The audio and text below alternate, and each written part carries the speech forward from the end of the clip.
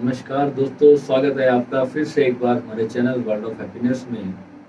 दोस्तों, एक मित्र ने प्रश्न किया था कि भैया ध्यान करने के मेन फायदे बता दो। ध्यान करने के सबसे ज़्यादा फायदे क्या होते हैं? तो प्यारे मित्रों, इंसान की ऐसी फितरत बन चुकी है कि हर चीज़ में केवल फ़ायदा ही खोज रहा है। तो ध्यान में भी फ़ायदा ही खोज रहे हैं। ध्यान करने से शरीर स्वस्थ हो जाएगा, पैसे की बारिश हो जाएगी, लोग मेरी वाहवाही करेंगे।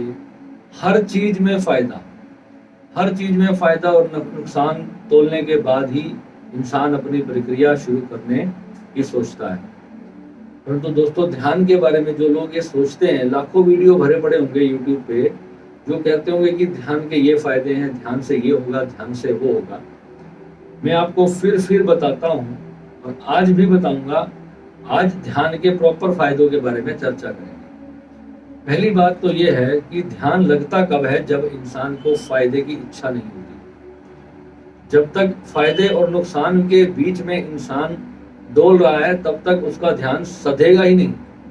उसमें उसको ध्यान में जो प्राप्ति करनी है वो अवस्था ही नहीं आएगी जिसे ध्यान कहते हैं। आंख बंद करके बैठे रहे, सिर्फ मंत्र जाप करते रहे, कुछ अगला या पिछला या प्रेजेंट या फ्यूचर अगर हम सोचते रहे तो that is not meditation. Meditation है ही नहीं कि आप कुछ सोच रहे हैं, कुछ भी इमेजिन कर रहे हैं, कोई आपको गाइडेंस दे रहा है और उस हिसाब से आप गाइडेंस कर रहे हैं, मेडिटेशन कर रहे हैं। गाइडेंस सिर्फ शुरुआती स्टार्ट करवाने के लिए है और मैं अपने सभी साधकों को भी इस वीडियो के माध्यम से आज बताना चाहता हूं कि स्टार्टिंग में 2 साल का जो समय है, जो जितने भी मेरे आपको गाइडेड ध्यान है, वो करने के बाद आपको जो है अपनी एक ऐसी अवस्था को चुनना है जहां पर आप नितांत मौन में आ जाते हैं। सारी उम्र सिर्फ गाइडेड मेडिटेशंस को ही पकड़कर नहीं बैठे रहना है। शक्तिपात जब मिल गया तो उसके बाद किसी मंत्र की आवश्यकता ही नहीं है। जब शिष्य को गुरु ने शक्तिपात ही कर दिया तो उसके बाद किसी मंत्र की आवश्यकता रह नहीं जाती। तो मंत्र, जो हजारों तरह के मंत्र हैं, वो सब अलग तरीके के मंत्र होते हैं। मैंने मंत्रों पे पहले वीडियो बना दिया था, आप उसको सुन लेना। परंतु जो श्री विद्या का मंत्र है, श्री विद्या की जो पद्धति है ध्यान की, श्री विद्या की जो साधना में जो जो प्रोसेस है, वो एक एक चीज इस साधना की फलीभूत होने के लिए आवश्यक है। ऐसे ही हर अलग अलग साधना की अलग अलग पद्धति है, अलग अलग तरीका है उसको सिद्ध करने का।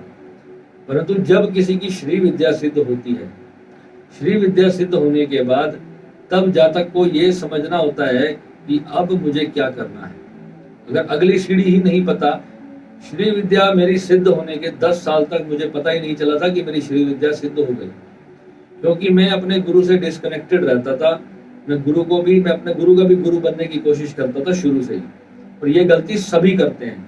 जब अंदर कुछ जागना शुरू होता है, कुछ प्राप्ति होना शुरू होती है, तो हर इंसान अपने आप को गुरु समझने की बहुत जल्दी करता है। तो वो गलती मैंने भी की थी।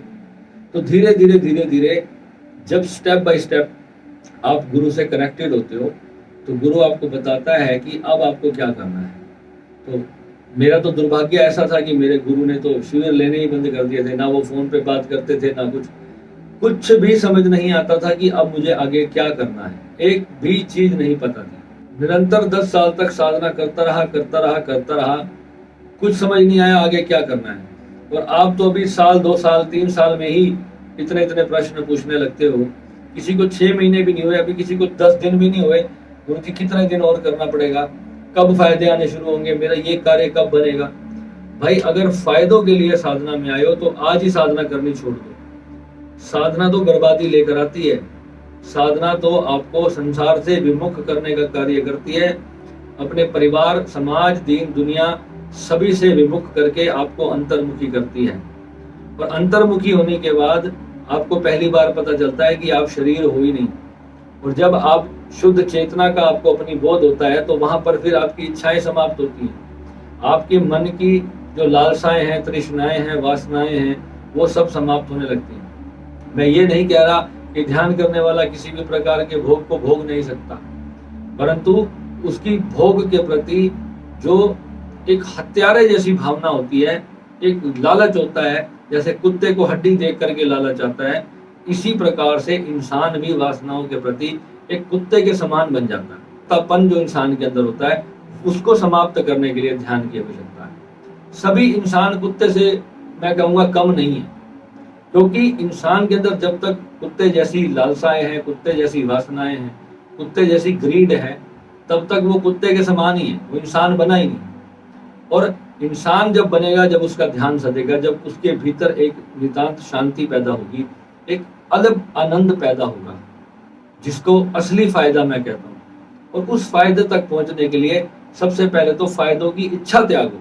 मैं पहली ही सीढ़ी में आपको कहूंगा कि फायदों की इच्छा त्याग करके साधना करो, तब जा करके अपने गुरु के मार्ग से ही साधना करो। और एक छोटी सी बात और बता दूंगा आपको मैं, जो साधक हैं अगर साधना कर रहे हैं और 4-6 महीने के अंदर अगर हौसला टूट रहा है, तो इस बात को वो गांठ बांध ले कि ये 6, 7, 8 महीने 10 महीने की गेम नहीं है, ये जीवन भर निरंतर चलती रहेगी। इसीलिए हमने यहाँ पर जीवन पर्यंत सदस्यता रखी थी, क्योंकि ये 2-4 दिन की बात ही नहीं है। मेरे पास आज अगर 300 साधक जुड़े हैं तो मुझे इतना पता है कि 4 या 5 या 10 मैक्सिमम 15 से 20 लोगों से मैं उम्मीद कर सकता हूँ कि वो सच में श्री विद्या को सिद्ध कर पाएंगे, क्योंकि सभी पहले ही इच्छाएं और जो संसार की चीजों की डिमांड रख करके साधना कर रहे हैं, वो सिर्फ अपनी भौतिक चीजों को पूरी करने के लिए भगवान का नाम लेते हैं। उनको ये भगवान से मतलब नहीं है कि मैं कौन हूँ, मेरा जन्म क्यों हुआ,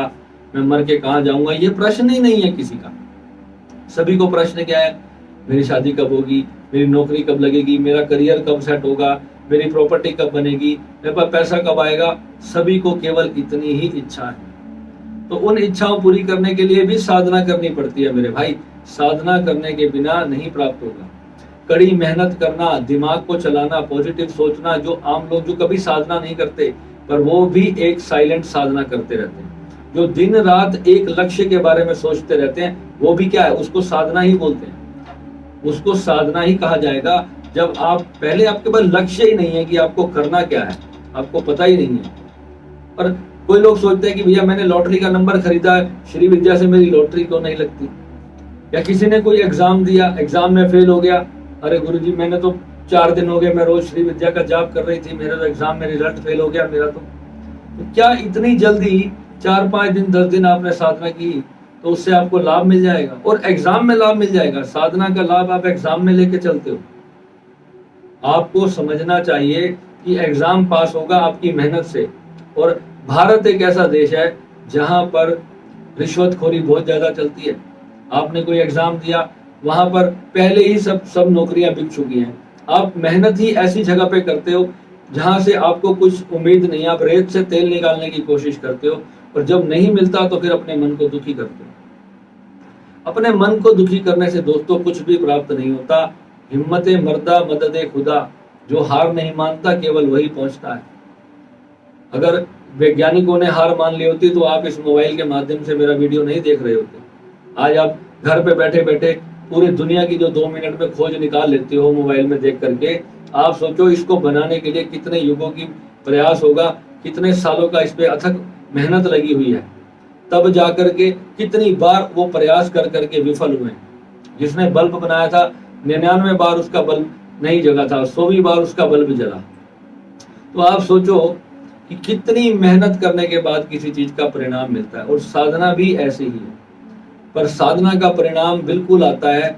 और जब कोई आपको बताने वाला होता है तो आप बहुत ज्यादा भाग्यशाली हो कि आपको कोई ऐसे इंसान आपके टच में है जिसकी मदद से आपको जल्दी वो रास्ता पता चलता है। सोचो अगर किसी जर्नी पे जा रहे हैं जहाँ का हमें रास्ता नहीं पता, हमें कोई बताने वाला ही नहीं है, तो हम भटक भटक के गोल गोल घूम घूम के वहीं पर वापस भी आ सकते हैं। परंतु जब हमें सीधा रास्ता पता है तो हम उस रास्ते पे चल करके जल्दी पहुंच सकते हैं। इसकी ज्यादा चांसेस है। ज्यादा क्या, वो व्यक्ति पहुंच ही जाएगा। तो रास्ते में जो भी मिले उससे रास्ता पूछते चलो। और अपने जीवन की जो विफलताएं हैं उसका दोष अपनी साधना को दोगे तो साधना कभी भी फलीभूत नहीं होगी। जीवन में श्री विद्या एक ऐसी चीज है जो दुनिया की सबसे बड़ी आध्यात्मिक शक्ति है, जिससे कि वो सोर्सिंग आप क्रिएट कर सकते हो जिससे कि आपको लाभ प्राप्त हो। परंतु आपने पहले ही अपनी जिंदगी का दाव खेल लिया, अब आप साधना करके अब उसको बदलने की कोशिश करते हो। तो इतनी जल्दी आप क्या ब्रह्म ज्ञानी हो गए हो? कितनी पावर है आपकी कि आप पूरी दुनिया को घुमा सको? अभी इतनी पावर नहीं है आपके पास। तो अगर धीरे धीरे धीरे स्टेप बाय स्टेप चलोगे, पहले 10 किलो का वेट उठाओगे, फिर 20 किलो उठाओगे, फिर 50 किलो 100 किलो उठाने की बात करोगे। स्टार्टिंग से या 500 किलो का पत्थर उठाओगे तो नहीं उठा पाओगे। जिम में जाते हो ना, तो जिम में पहले थोड़ा थोड़ा वेट उठवाते हैं, फिर धीरे धीरे उसकी वेट की क्वांटिटी बढ़ाते हैं। पहली बार में ही बहुत ज्यादा वेट उठा लोगे तो टांगों का बटिया बैठ जाएगा। तो ध्यान करने के फायदों के बारे में सोचना बंद करो और ध्यान करना शुरू करो। और ये नहीं कि कहीं से सुन लिया और करना शुरू कर दिया। प्रॉपर गुरु होना चाहिए आपका। बिना गुरु के, मैं बार बार आपको हर वीडियो में बोलता हूं, 1 टका भी प्राप्त नहीं होगा, जिंदगी बर्बाद होगी। जो लोग यहाँ पर लेक्चर पेलने आते हैं वो अपने घर बैठे, मुझे किसी की आवश्यकता नहीं है। जो मेरे पास है वो मेरे पास है, मुझे किसी को प्रमाण देने की आवश्यकता नहीं है। परंतु जिसको विश्वास है सच्चे मन से और वो इस रास्ते पर चलेगा, मैं स्टाम्प पेपर पे लिख के देता हूं कि वो अवश्य कहीं ना कहीं पहुंचेगा और बहुत जल्दी कुछ बहुत बड़ी चीज प्राप्त करेगा। परंतु समय पूछते हो कितना लगेगा, तो मैं बोलूंगा 15 साल लगेंगे या 20 साल लगेंगे। मैं आपको साल 2 साल 6 महीने का मीठा लॉलीपॉप नहीं देना चाहता, क्योंकि मुझे ही 15 साल लगे हैं। तो मैं आपको कैसे बोल दूं कि मुझे 6 महीने में आपको मिल जाएगा, 10 महीने में मिल जाएगा? क्योंकि मैं सिर्फ आधा घंटा, पौना घंटा, 1 घंटा ही बैठता था। अगर आपको 4 साल में प्राप्त करना है तो आपको 4 घंटे बैठना पड़ेगा। तो ये चीजें आपको करनी पड़ेंगी। और फायदे और नुकसान, ये व्यापारी बनना बंद करो। ध्यान का कोई व्यापार नहीं होता। साधना कोई भी है, वो कोई व्यापार नहीं है। साधना जब फलीभूत होगी, जब आपके भीतर जागृत होगी, तब आपको पता चलेगा कि आप एक महामानव हो, नॉर्मल आम इंसान नहीं हो आप। तो इस चीज को आपको समझना है। ठीक है, मिलते हैं अगले वीडियो में। नमः शिवाय।